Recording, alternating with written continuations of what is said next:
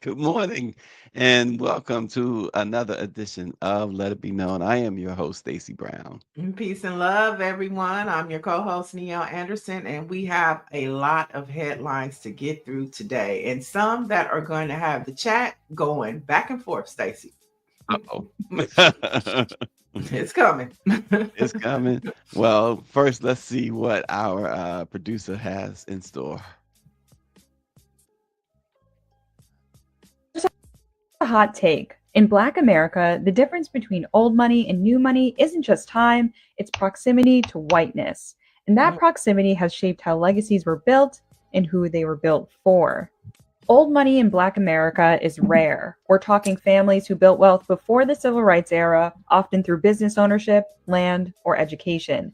New money usually comes from first or second generation wealth earners, athletes, entertainers, entrepreneurs, corporate executives who broke into high income brackets in the last few decades. Both face unique challenges, but the early Black elite often survived by aligning closely with white societal norms, the respectability politics of dress, speech, and education. For early Black wealth, proximity to whiteness wasn't just about assimilation, it was just about survival. Joining certain clubs, attending predominantly white schools, and adopting Eurocentric standards as a way to gain access to capital, contracts, and protection in a segregated society. But the cost? Sometimes it meant distancing from Black cultural spaces, movements, and even extended family, creating a class divide inside our own community. New money in Black America plays by a different set of rules: social media, cultural capital, and direct to consumer brands that mean you can build influence and wealth without asking for permission from old gatekeepers.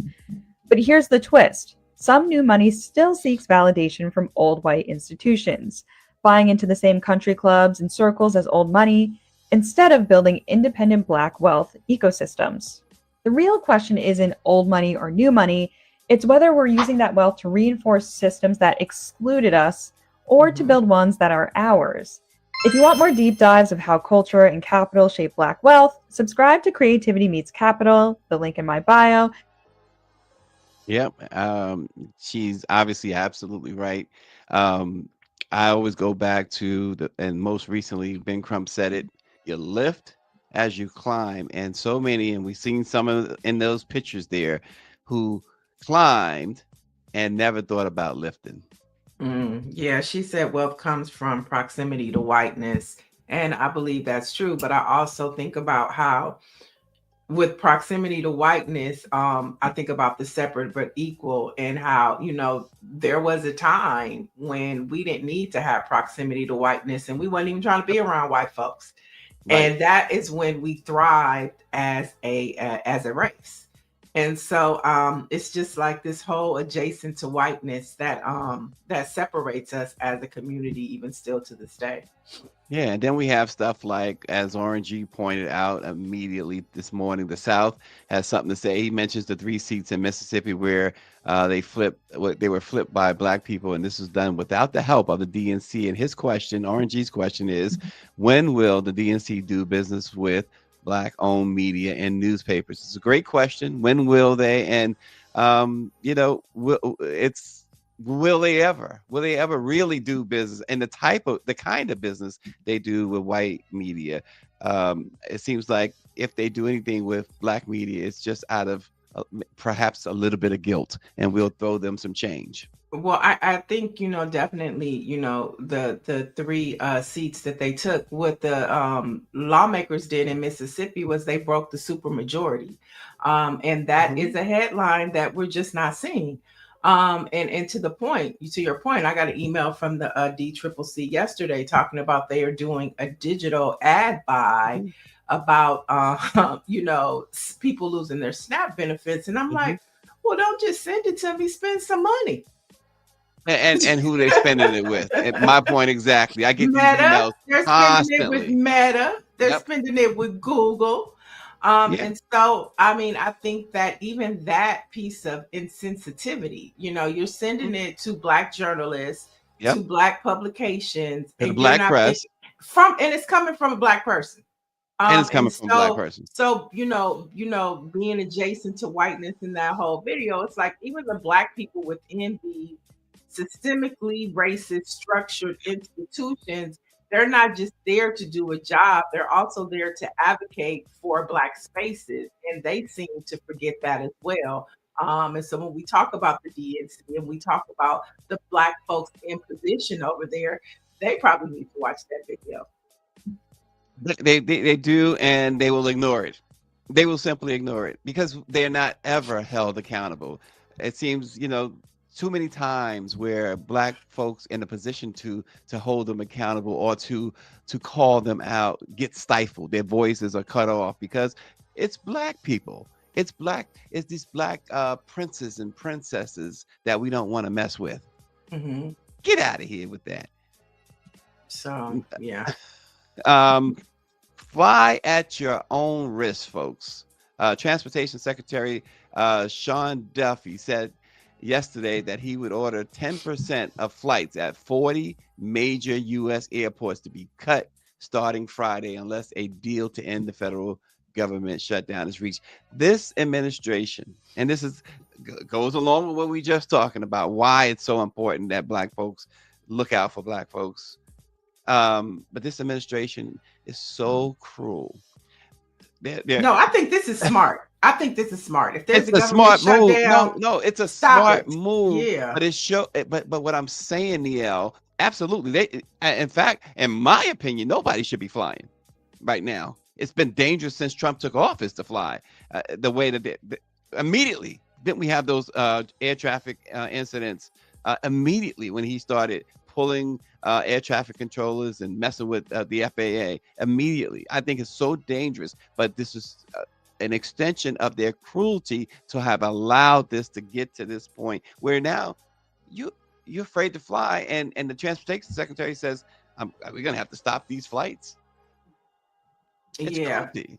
Well, I mean, it's smart to me, this right here, because they probably need to do 20%. But the impact that this is going to have on travelers, especially for the holiday season.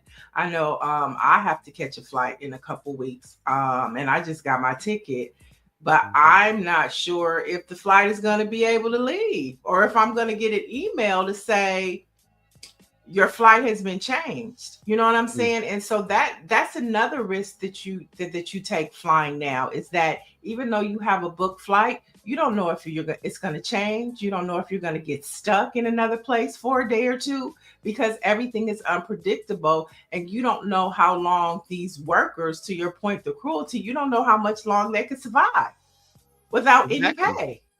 Exactly. And already, and you talked about this, you've been talking about this, like TSA, they're like, hey, go on through, whatever. It's just horrible for anybody to sit and say they support any policy that this man has come up with, this clan, not this man, this clan, as you say, has come up with.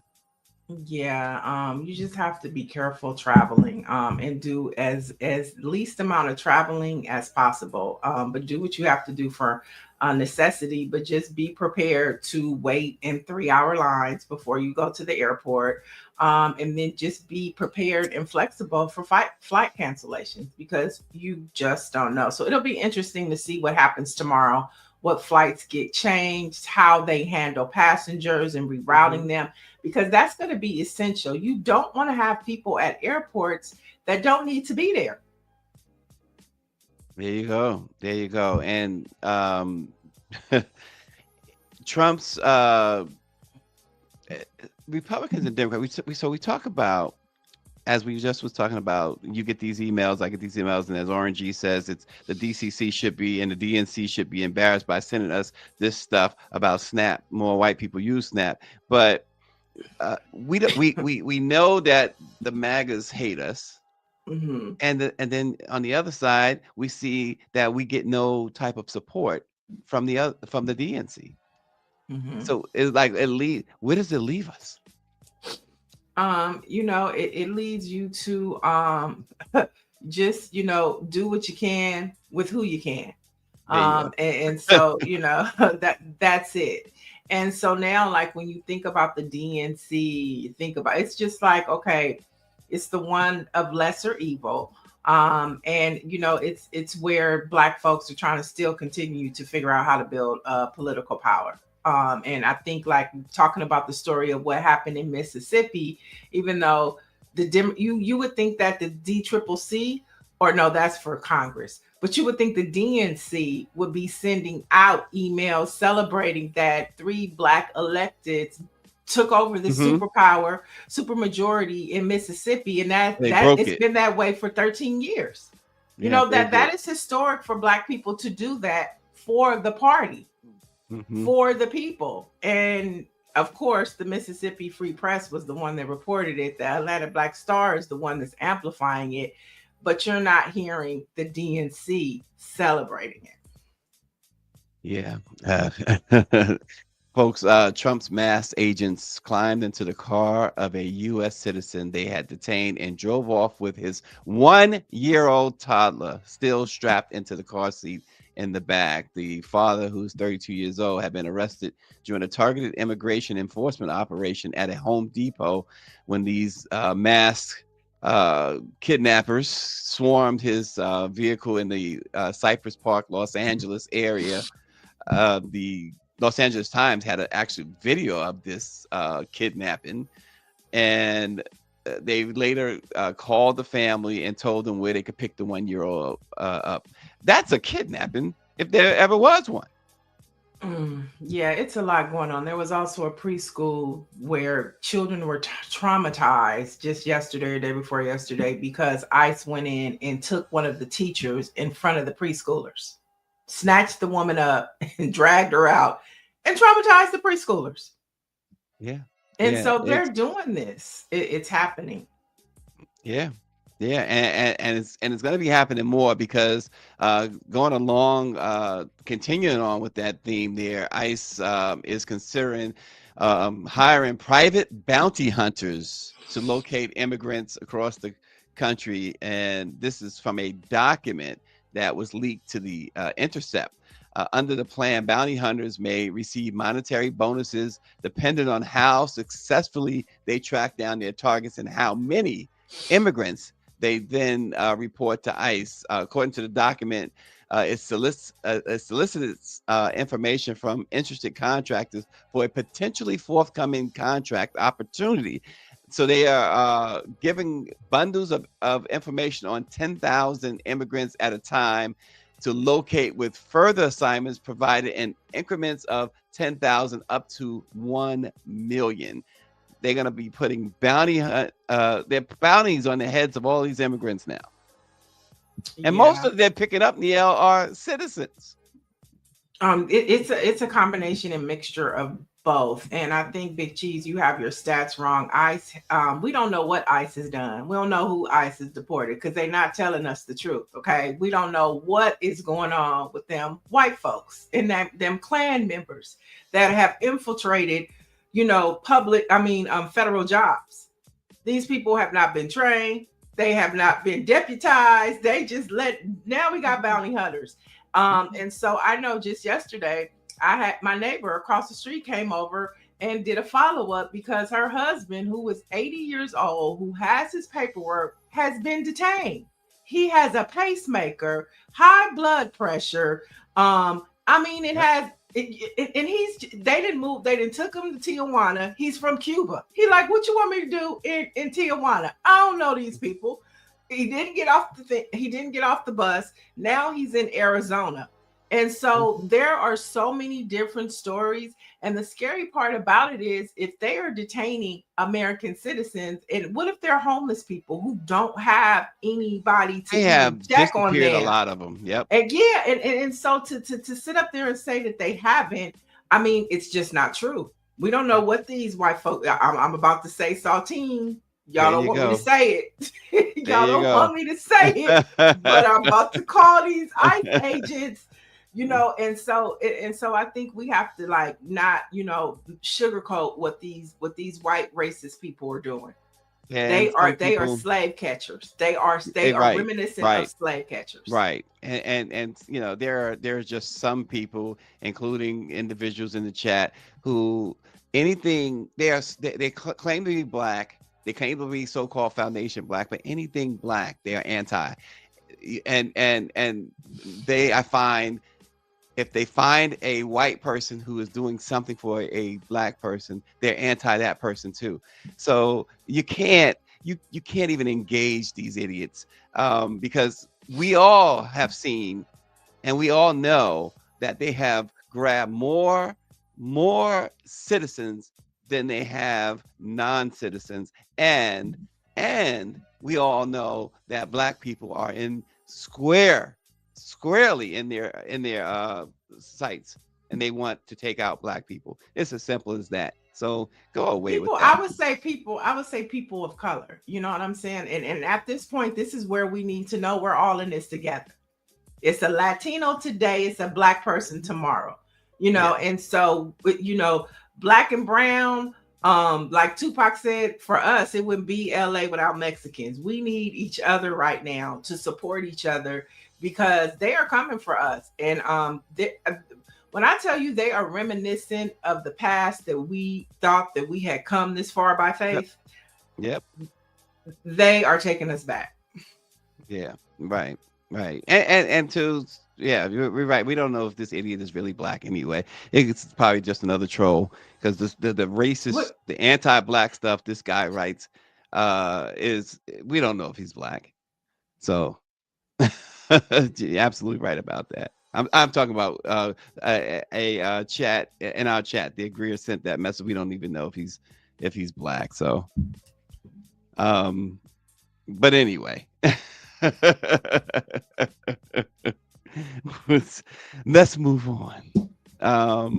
Sean Diddy Combs' request for a speedy appeals process was granted by a judge on Monday, 4 days after he was transferred to a federal prison to begin serving a 50-month sentence on 2 interstate prostitution convictions. U.S. Circuit Court Judge Beth Robinson approved Diddy's request in a 2-paragraph court order. So it's going to speed up his appeals process, and perhaps next spring, summer, he'll go home if all goes well. I think that people should leave Diddy alone right now. The man is in jail serving his time, and all these stories are coming up, you know, and at this time in media, we don't know what's true or what's not. And so I just think let the man do his time. He's been convicted. Y'all got what y'all wanted. Let him fold his laundry and eat his noodles and do his time. Well, this is important for him that they have speeded up the appeal. Yeah, I mean, because he could sit there for 2 years before they hear his appeal, but they've agreed to take briefs starting next month, and he must reply by March 13th. So if that timeline does hold, then you'll have arguments before the judge in April, and then of course, perhaps sometime soon after that, the judge will make a decision. So he could possibly, you know, by May go home. So that's the facts of this particular case based on the court filings. Yeah, I mean, and he very well may be pardoned by Donald Trump. There's stories about that coming out, you know, and we don't know if that's coming from Diddy or not, you know, and it's just like, you know, I get the story. I understand. A lot of people think that he might get released early. There's so many factors that are on his side based upon if he does certain programs that'll help expedite or cut off time, based upon the time that's served, you know. So there are a lot of factors that are on his side to get him home earlier than what he was sentenced to. And so, you know, just let it play out. He seems like he is doing his time. He's accepted it. Pictures of him on the yard have come out. So I just, and 50 Cent trolling him and putting up pictures, just let the man do his time. Y'all wanted him convicted. He got convicted. Y'all wanted him to serve time. He's serving his time. I mean, what more do you want from the man? I'm not talking to you, Stacey. I'm just No, I get saying it. No. on my timeline, I'm like, what more do you want? Yeah, 50 Cent is just way. There is some real underlying thing that I just don't think I know what that is that causes that man to constantly constantly beat this man up like this on his And timeline. it's not just him, even Mandami, the way he's saying New York is dead. First of Oh, all, 50 Cent. Yeah, he's talking about he left New it's just, York yeah, now. yeah, you're in Shreveport. Ain't nobody going to Shreveport except for a Grambling game, okay? We're going to Shreveport for a Grambling game. We're going to drive up 80 to Grambling. Nobody is following you like they did Diddy or they do Jay-Z, or, no, you're not that guy.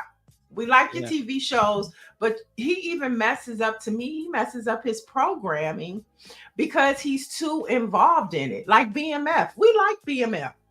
So what you fell out with Big Meech? Why we gotta suffer? We like the content. He gets too personally involved with his projects and in other people's business. It's kind of Mm-mm-mm. womanish. It's kind of It's womanish. there. David Youngblood said, "When hate based on white nationalism has its day, this is what you get." Patricia Jackson says, "Well, folks, better wake up. There's no rule of law. This is that, and that's it." Patricia, they take parents and they do, then they do what with kids, young girls. It's crazy. And she's right. She's absolutely right. Yeah, yeah. All right. You got something else?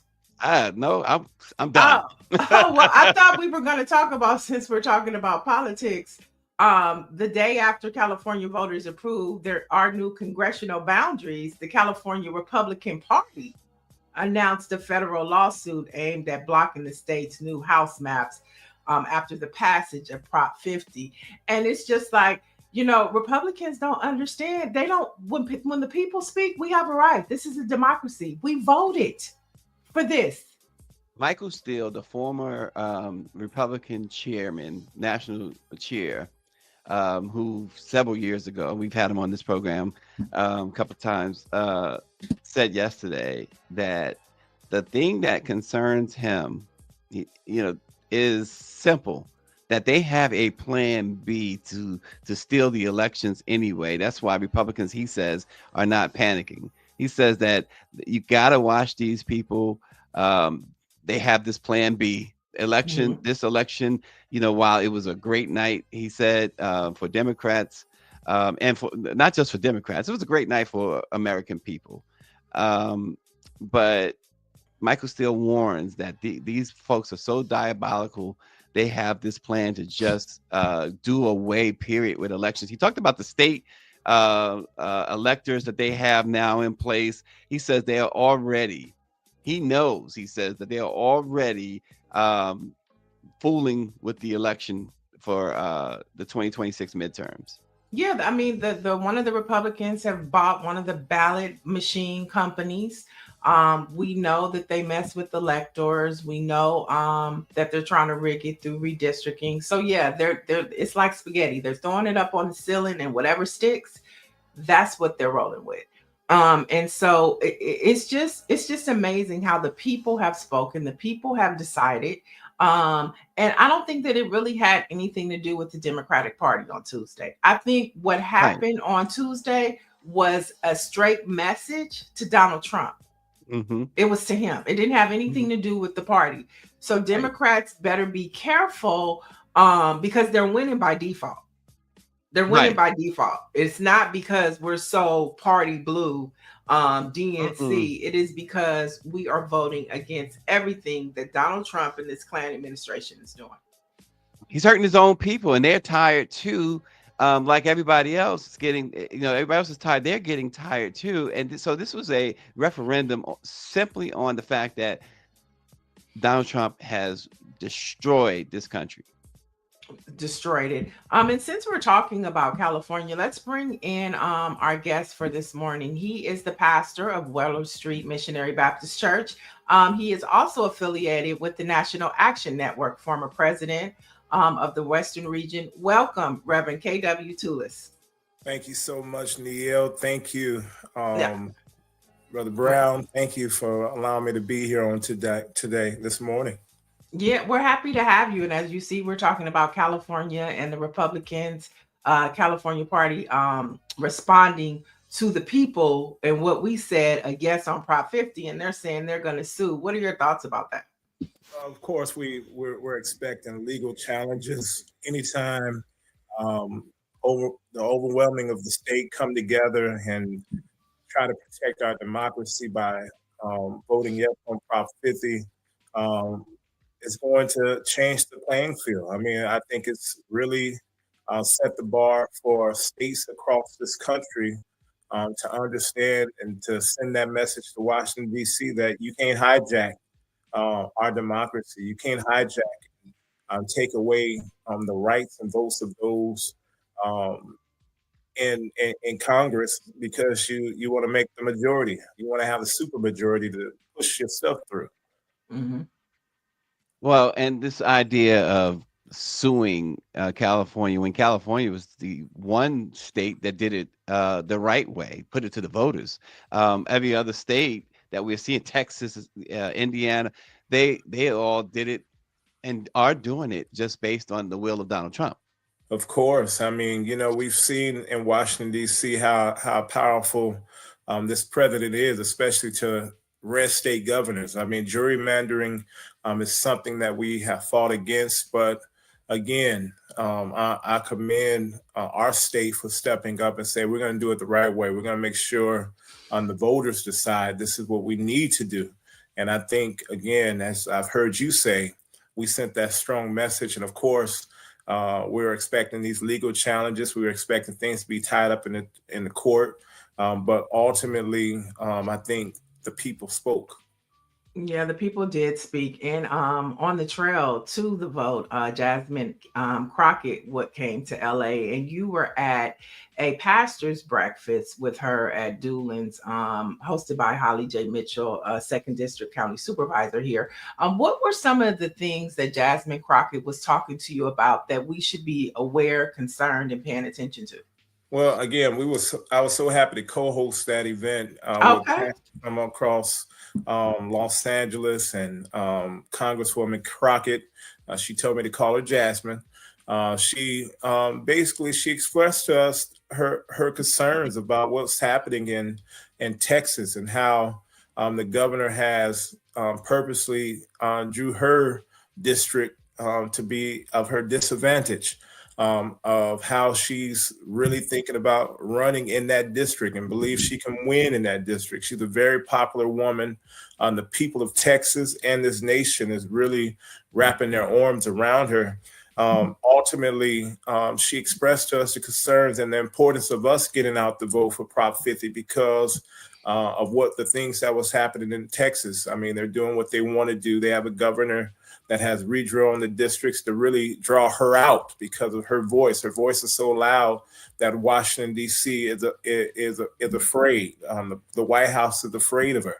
And so she expressed to us pastors the importance again of us getting out the vote for Prop 50 and how she supported. And it was just a pleasure just to have her in the wonderful city of Los Angeles.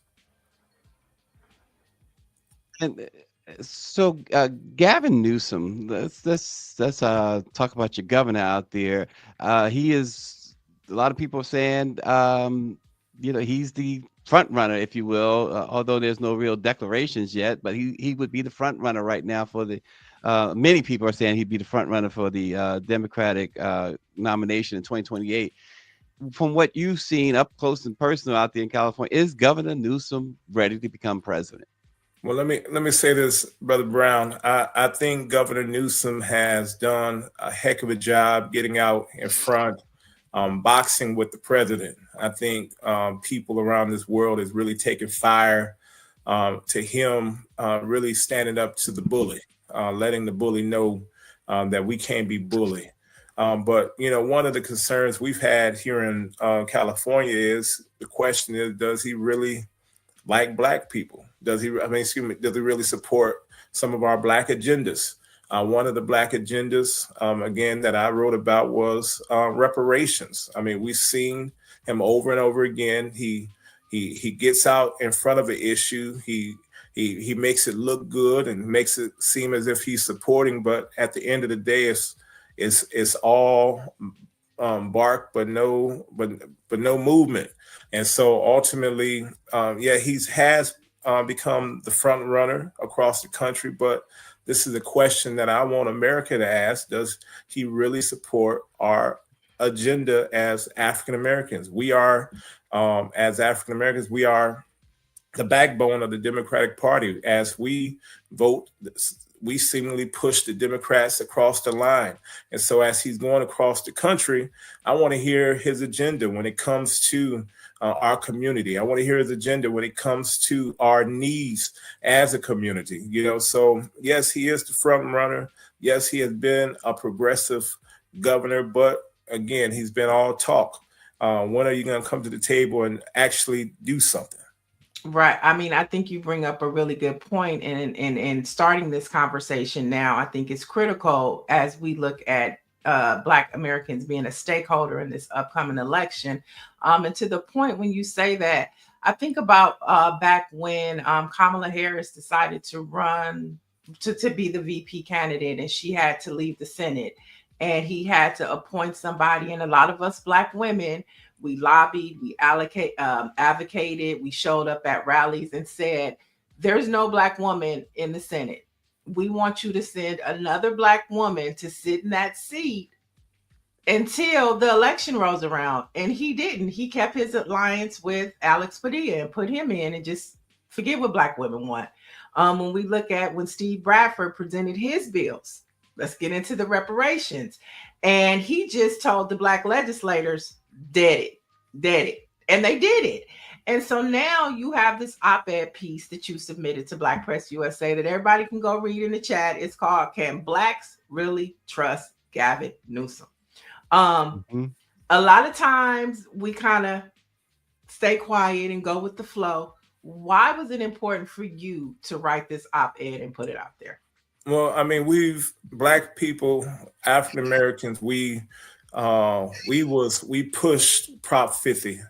We pushed everything that the Democratic Party needed for us to do. Gavin became a superstar within this Prop 50 victory. We've seen him doing his victory route. We've got Trump. We boxed Trump. We DDT'd and rock bottom Trump. But the reality is, again, I wanted to ask this question as he becomes the front runner for president. Does he really care about our concerns and our issues? And so it's up to us as activists, as community, to really shine light on dark situations. And I think this is something that he has lacked. You talked about reparations. He got us excited when he started this reparation task force, only for the task force to go all across the state of California, develop this 1,000-page document. And when Senator Bradford was progressive, who was also part of that task force, when he put forth legislation, he killed it. He deaded it. I mean, this is a state at one point that had billions of surplus that could have easily made our wrong rights. And so ultimately, he has again a lot of no movement towards many of our concerns, but we have bailed him out over and over again. We have come to the rescue of the Democratic Party over and over again. And trust me, he needs the African American vote across the world. And so I want everyone around this world to ask, can we trust Gavin? Wow. I know it's early, but who can you trust at this point? The way things have been moving, the Democrats have been moving. There's not a Republican in sight that you can trust because they're all under the thumb of Donald Trump and moves at his will. Who can you trust? Who can we trust? We can trust ourselves. We can make sure we protect our right to vote. That's why we went out in droves to support Prop 50. And so ultimately, we know that we can trust our leaders, those that are at the forefront, like Congresswoman Jasmine Crockett, like others within our communities. We can trust, again, us as groups, community groups, coming together, making sure we're educating, we're mobilizing, we're organizing when it comes to so many of the issues of our community. We want to have we want to develop a community-wide agenda when it comes to supporting the needs of African Americans who have been at the forefront, again, of carrying the Democratic Party. But we want to make sure there's so many different things that we have going on in our community today, from the impact of what's happening with this government shutdown. We need to make sure that our communities are intact. We know that, this shutdown is not just hurting African, it's hurting Americans all across the world, children all across the world. We have to really make the main thing, and we can't be forgotten as we progress towards victory. O'Neal, you on mute. I thought you were going to say, who can you trust? I thought you were going to say the Lord and go into a hoping. you can trust the Lord with all your heart. Lean not to your own understanding, but all your ways acknowledge him, and he promised he will direct our path. No, and so, but with that, I want to get back to, you were talking a lot in your article that is available now on Black Press USA. It's an op-ed, but you center it a lot in reparations, and I think that it's important to know that allegedly he was the one that had the Black lawmakers originally kill the bills that were on the table, only to come back and then for him to sign a bill that only does another study. Okay, right? It's partly studied, and then he killed their bills too that they submitted. 100%. I mean, he has been suspect on when it comes to these reparation bills. He has been suspect when it comes to other agenda items. I mean, the reality is, why put forth this task force? Why flirt with our community saying you're going to put forth an effort to make these wrongs right, and only to kill it at the end, kill it with your pen and put a press release saying, oh, it's nothing that we can do about it. I mean, these lawmakers and legislatures the last 2 years, again, has put bills, the bills, Steve Bradford bill didn't make it to his desk, but he got about 5 or 6 bills on his desk, and he simply killed it.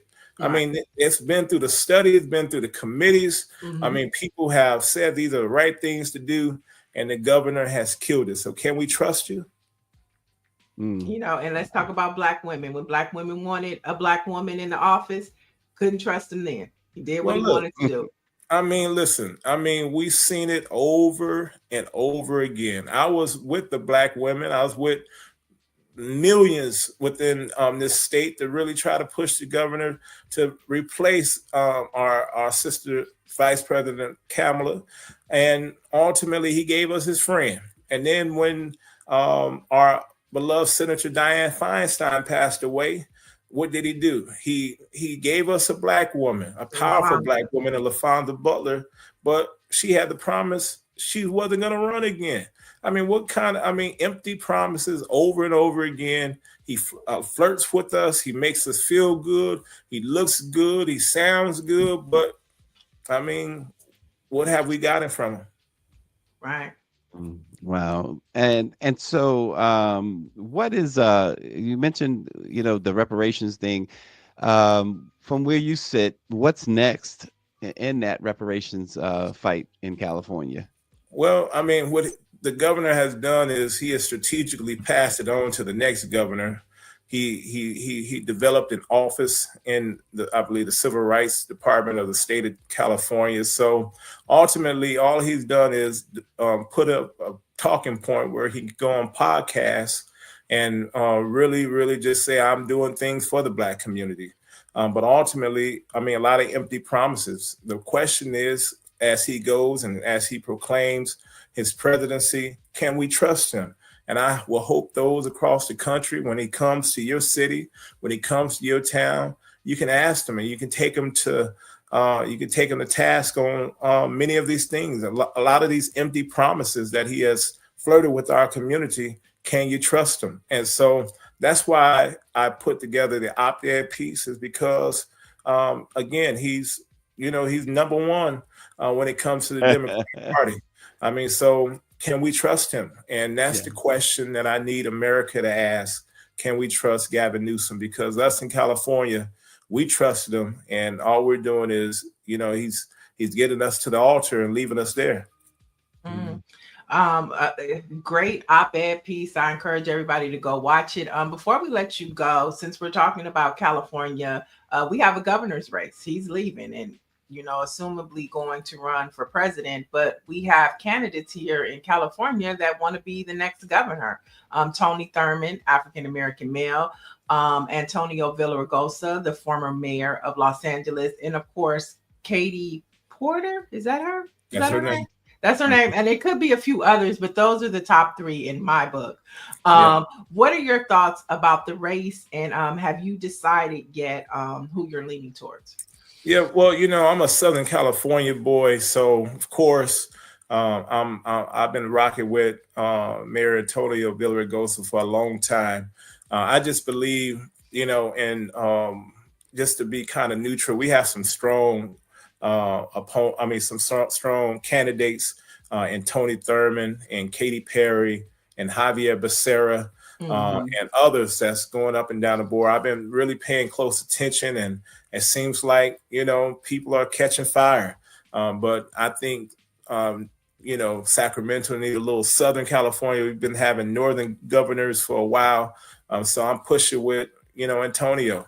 He's been a friend of the community for a long time, and he's a man that has made promises and kept those promises. And so I think it's his time to shine on that stage. And so at the end of the day, I've been paying close attention to polling. Each of those candidates are coming through our community, so make sure we hold them to the fire, and let us make sure we put forth an agenda that really support the growth and of our communities as a whole. Wow. Oh, well, I think this has been informative, Niele. I'm glad. Thanks so much for getting up this morning, Pastor Tulis. And we look forward to having you back to have more conversations about reparations and the role of the Black church in politics. Love to have it. Thank you all so much for your time, and thank you for your platform. You all keep on striving. Peace and love. Thanks so much. Blessings. All right, let's jump into a few more headlines. Just giving you some POV, what's happening in California. It's important to know as we head into this next story. Now, Stacy and Chad, have you heard of the Flash Flood app? This is going to be really helpful. So if you've never heard of it, this is how it goes. This might be your new favorite download. Now, Flash Flood is a design to fight food waste and food insecurity at the same time. And how it works is grocery store chains like Kroger and Grant upload items nearing best buy dates. So best buy it before this date or it goes bad. So they load these products up, and it's fresh produce, meat, dairy, eggs, and baked goods. And the prices are slashed up to 50 to 75% off the regular cost. Now you shop directly with the app, you pay on your phone, and pick up your order in a designated section in the store. And some stores do take EBT, and some Flash Flood locations you can check directly within the app to see if they take the EBT. So with thousands of stores already participating and new ones being added every week, Flash Flood is becoming a quiet lifeline for shoppers squeezed by the shutdown. Oh wow, that's good to know. Yeah, so it's Flash Flood. You can go download it. And it's just, because Best Buy just means you buy it before that date. That was all the stuff you would see in Dollar Tree and 99-cent store. They get all the Best Buys, but 99-cent stores are gone here in California. And so this app, I think, will definitely be helpful for folks during the holidays as they look to figure this out as the government continues to be shut down. So share the app with your friends. It's called the Flash Flood app, and your family members who are suffering now due to the government shutdown. Yeah. And then other places that you can check is Food Finder US, which is an interactive map of pantries and community meal programs, and hunger.org, which connects families to food programs and long-term support. So we'll be giving you some resources. I think it's important. We can break the news, but we can also give you information that might help you, your neighbors, your family, and your community. That's interesting stuff. That's some good stuff. Yeah. So let's talk about this story. This story has been brewing on social media, and it has now come to a head. So a Black woman is calling for a boycott of Gold's Gym after her membership was allegedly revoked for confronting a transgender woman in the women's locker room. Take a look at this. No? Yes? I want to take a look at it. Well, while Greer pulls it up, hopefully, the video is very disturbing. And so a Los Angeles-based woman named Tish Hyman says that following the incident of her, saying, I want this transgender woman out of the bathroom as I am butt naked, changing my clothes. I think we have the video right now. It's coming. There, here we go. Did you tell me or not that women like to see dick? I'm asking you a fucking question. Exactly. Get out of the way now. No. Now he knows how to be a man, right? Now he knows how to be a man. Stay out of the women's locker room. We don't want it. He needs to have his gym membership revoked for that shit. And the woman told you. He assaulted me. The girl told already. We already filed reports. No. That's fine. I want the video. You can't get rid of me for this. I'm a woman and I have every right to not want a man in the restroom when I'm naked. There are girls naked in there. Look at them walking in there like it's okay. It's not okay. I understand. I'm not calling you. Did you tell me or not that women like to see dick? So that's apparently a transgender in the bathroom. Yes, Mike V. Wow. And so Tish Hyman says that following the incident, Gold's Gym revoked her membership, a move she believed was punishment for speaking out. Now, she also shared on Instagram that multiple women have repeatedly made written reports on this man for coming into the women's locker room, harassing them, and the gym staff has done absolutely nothing, she said. Now, also in her post, she says that the gym recently underwent renovations and urged the chain to add a trans restroom. She also called on others to take a stand and join the boycott for Gold's Gym because of what happened to her. Wow. So the stuff that he allegedly said to, she said that he said makes it even worse. And the gym, based on that, based on the video, based on what, if that's true, then they should have taken action against him, or well, he identifies as a woman, right? Mm-hmm. They should have taken action against that individual. She had every right, in my view, she had every right to be disturbed by seeing a penis in the women's locker room. Right. And just the nerve of him. First of all, he looked like a man. He didn't look like a woman to me. Let's just get that out the way. And I mean, I think that it's okay. Sometimes I think we tiptoe around these conversations because we're in this woke situation, but that looked like a man. And I would be highly offended as a woman to go in the woman's locker room and he's standing in there telling me he's a man, he's a woman. And that women like to see penises. I mean, not all women. But most women, most women in a situation like that, just about every woman don't want to see it in that situation, period. Right. And so, I mean, I just think that, this is a situation where, these conversations should be had, and the conversation of having a transgender restroom. What is wrong with that? Because as a society and a culture, we have evolved, right?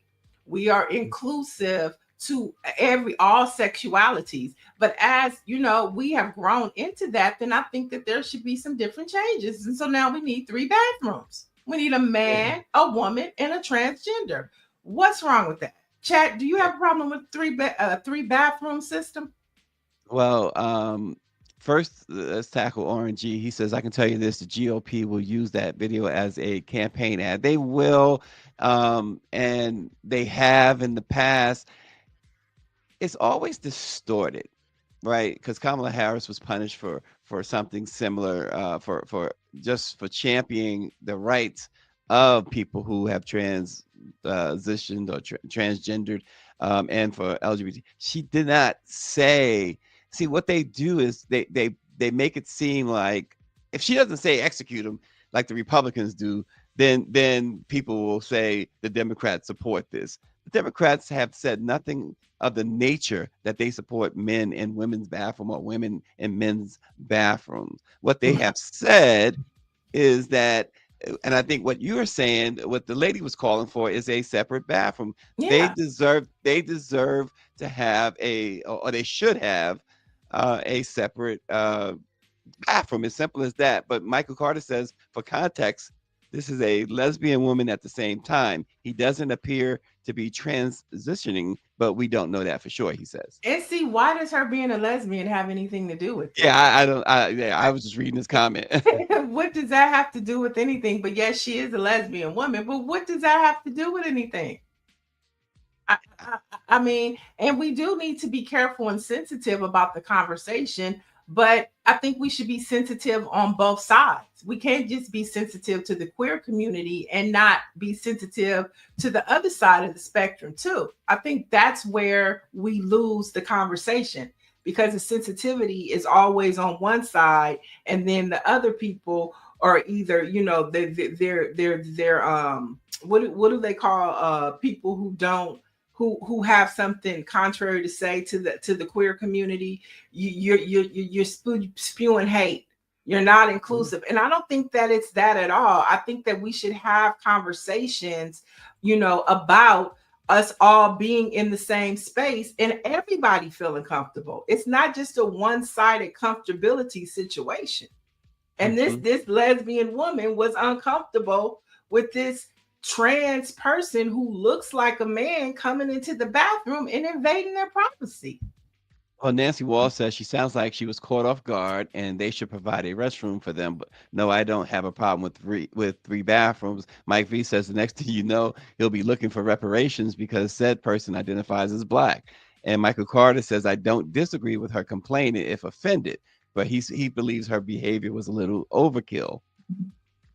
Well, I think that we'll see. Okay, so I think when we talk about context, I think from that statement, context matter, because this has been an ongoing situation with her and this person. And I think, and if you look at her videos, then I think he told other transgenders to come in the bathroom. And so it's like this back and forth thing with them, like as transgender women, we're going to go in here and antagonize them because she has a problem with me. So let me get all my other friends to go in the bathroom and bother her. So that wasn't an isolated incident. It was an ongoing back and forth situation that has been happening at that gym. And instead of that person, the transgender, being kicked out, she was kicked out. But she said that they wouldn't give her any paperwork to prove that they just told her, don't come back. You can't come back. But they didn't give her any paperwork saying that her membership has been dismissed. So that's shady right there within itself. If you're going to kick me out, give me my paperwork. Yeah, if you have, it seems the reason, and chat, you're already letting us know, but it seems the reason, if you have a penis, you should be in the male bathroom. If you have a vagina, you should be in the women's bathroom. I think it should be as simple as that. If you remember when Bruce Jenner was transitioning, Bruce Jenner stayed totally out of the public's eye. He stayed in the house for months while he was going through that. He was headed to the doctors when he had that accident, and that's when it was all really exposed that he was transitioning.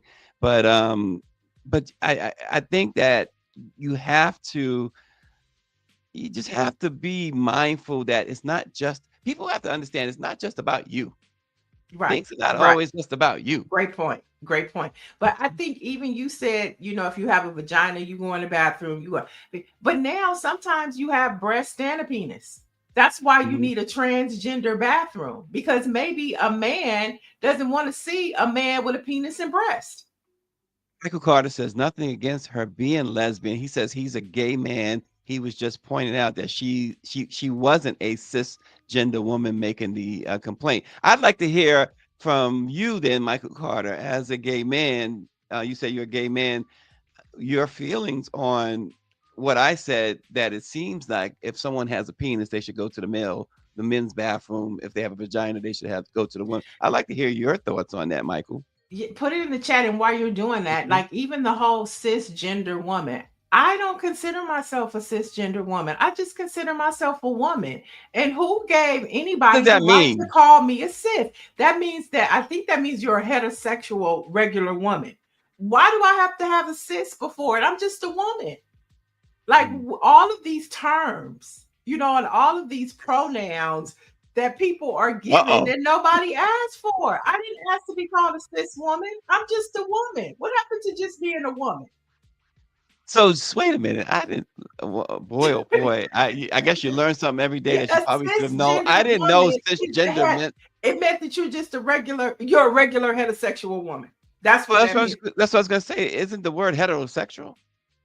Well, they call us cis. You know that. And so I'm just like, why is that? Like, who are making up these terms and who is approving them? And if that is something that is used in the queer community, that's okay and that's fine. But don't be offended if I say I don't want to be identified as cis. I'm just a woman. I would like to get Michael Carter's response to that. Good morning, Cheryl Brown. He says both should have been suspended. Michael Carter says both should have been suspended until investigation completed. Point well taken. I think that if we could stick a pin in it right there, both people should have been investigated. And I think that her complaint was valid. You know, we weren't there, so we don't know what happened in between and all around. But if you're going to definitely, you know, kick her out the gym, he should have been kicked out as well. He said, ha ha, Neil. He laughing at me because I'm talking about the cisgender. But I'm just saying, Michael, I'm just a woman. Mike V said, we didn't land on Plymouth Rock. Plymouth Rock landed on us. Oh, he's killing Malcolm. All right, last story of the day. I guess in the words of Michael Jackson, we want to be starting something, huh? We started something, Stacey. But Michael Jackson has been named Forbes' highest paid deceased celebrity of 2025. Now, he's earning an estimated $105 million this year, and he has earned about $3.5 billion since his passing in 2009 because of his record-breaking deal with Sony Music. And so Michael Jackson dead, still making those bucks. It seems like he's making more money dead than he was alive. He's made far more money dead than he's alive. But what is a dead man gonna do with all that money? Well, it seems like Paris wants it. Paris wants it. Paris wants all the money. Okay, Dr. Marilyn says cisgender means it corresponds with their sex assigned at birth. Cis is Latin for means on this side of. Thank you, Dr. Marilyn. Thank you, Dr. Marilyn. And Nagon 11 says that dead man making crazy money. I'm trying to tell you, we trying to buy lunch. and he could buy a country. Wait a minute. So Michael was saying, I'm thinking the 2 bathrooms is the way to go. See, I think 3 bathrooms is the way to go. 2 bathrooms or 3 bathrooms? I say 3. What you say, Stacey? Well, yeah, I could see the reasoning there. Because what I said earlier, if you have a penis, you should go to the male bathroom, and if you have the other, the vagina, you should go to the women's bathroom. You're gonna have one or the other, right? So, leave me out of this. I don't know what I'm talking about. 3. Nancy Wall says we need a 3 bathroom system. Okay. Well, I mean, listen, I wouldn't hate on it. They have 3 bathrooms in a lot of places, but it's called a family restroom. And I've seen transgender bathrooms before, and I've also seen bathrooms that are unisex, to where there's just one big bathroom, men, women, transgender all go in together. I mean, I don't have a problem with that because it's like, okay, there's one bathroom and we're all using it. Really? You don't have a problem with that? I really, in a nightclub, I really don't. I don't. Okay. Because it's like we're mixed. So if we're gonna put man and woman, why not, transgender? That's it's a thin line. But if we're gonna have just one big group bathroom, let's just have one big bathroom. But if we're gonna differentiate a male, female, transgender, because you're not gonna have kids. Wait a minute. How do you go from 1 and 3 bathrooms to being okay with just one? Because traditionally those style bathrooms are in nightclub atmospheres, adult settings. When I'm thinking about a 3 bathroom system, I'm thinking about, kids are able to go into those bathrooms, that type of thing. I've only seen one bathroom like in nightclubs. Mike V said just put a porta potty out there and call it a day.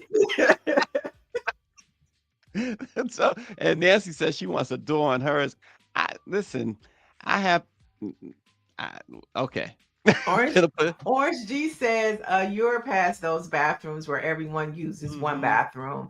And Nagan says in college, this was 40 years ago, we had co-ed bathrooms after 12 a.m. in the dorms. The dorms, wow. Okay. Okay. So now he's going to listen. Michael says unless you're a hermaphrodite. Okay. That's all the headlines I got for today. Let's do some Black History. Wow, I guess that was a talker. It's wow. Okay, on this date, folks, not long ago in 2018, the Democrat Letitia James was elected as the first African-American woman to be elected as New York State Attorney General. So it happened in 2018, just 7 years ago? And that was a important election because she's one of the women on the front line, Black woman, front line, unapologetic, and still going after Donald Trump, rightfully so. All right. For sure. And a couple more. This all has to do with music and Black history. In 1971, the soundtrack for the film Shaft, produced by Isaac Hayes, reached #1 on Billboard's 200 chart. And then fast forward to 1990, Whitney Houston released her third studio album, I'm Your Baby Tonight, which won Album of the Year at the 1991 Billboard Awards. Shaft is a bad... Oh, wow. Dr. Marilyn says Starbucks have single bathrooms, which I think is why she says. Yeah, I like that. And then Michael says maybe the transsexual community, man or female identifying, can use the same bathroom and separate inside. Okay. It's what a talker. Look, using the bathroom is getting complicated. It's getting complicated. Hey, just long as you don't use it on yourself. Trying to figure it out. Which one do I go in? I got to pick. Oh gosh. Nagon says he still has his original Shaft album. Oh, that's awesome. Nice. That is pretty cool. Folks, our Black-owned newspaper, or in this case, magazine of the day, is Ebony. The legendary publication was founded by John H. Johnson in Chicago in November of 1945 to provide positive and affirming portrayals of Black life. It is a major contrast to the negative stereotypes common in media at that time. Ebony relaunched as a digital publication after ceasing print operations in 2019. And under new ownership since 2020, the magazine is now online with daily content, but it also has returned to print for special limited issues, with a recent one released just 2 years ago. And Ebony, yes, is a part of the National Newspaper Publishers Association. Yes, and they just celebrated their Ebony 100. I believe it was this week, and they honored Tracy Ellis Ross. And we saw all of the members from Girlfriends. Anybody who watched Girlfriends, it was such an iconic moment on the red carpet. Well, I think it was the black carpet for the Ebony 100. And that's where they just highlight Black folks, young and old, doing magnificent things across this country. And so I'm so the how you reinvent yourself matters. And I think Ebony has found a way to reinvent themselves to stay alive in this digital world we live in now. So congrats to them on that. I remember when they relaunched, and Willard was the publisher, and we had these conversations. In fact, Kimora Lee Simmons, myself, and Willard would have these conversations. She was also involved in the relaunch of Kimora was in the relaunch of Ebony, and one of the things that they came up with, I thought was a great idea. That the whole Ebony Beauty of the Week. Well, everybody could be Beauty of the Week. They had folks. They invited everybody to send in their photos and to use for the relaunch, and it was nice. It was very nice. I think Greer just put up some pictures of the people that were honored this year for the Ebony 100. Yeah, you have Tiana Taylor, Tracy Ellis Ross, Lonnie Bunch. There you have it. Iman, Shaquille O'Neal, and I know the one in the far right corner, bottom corner. She is, I think, Robin Thede. Her name is Robin. She's an actress. She had an HBO improv show, and then I'm not sure about the young lady at the top. It's nice. That's very nice. Does Greer know?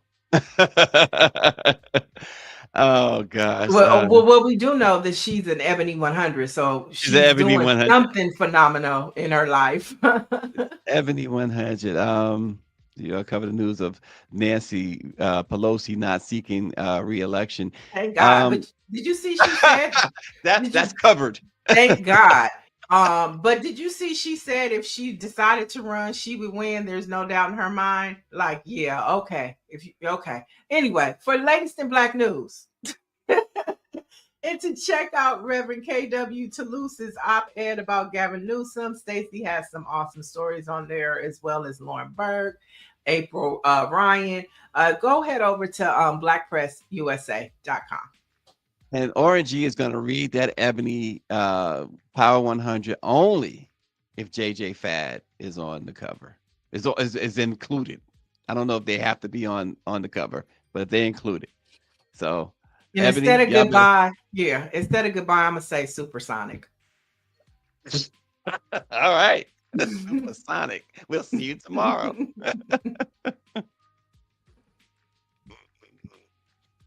JJ Fad. Wow. Yeah, that was it. That was it. Okay. All right. Folks, we'll see you tomorrow.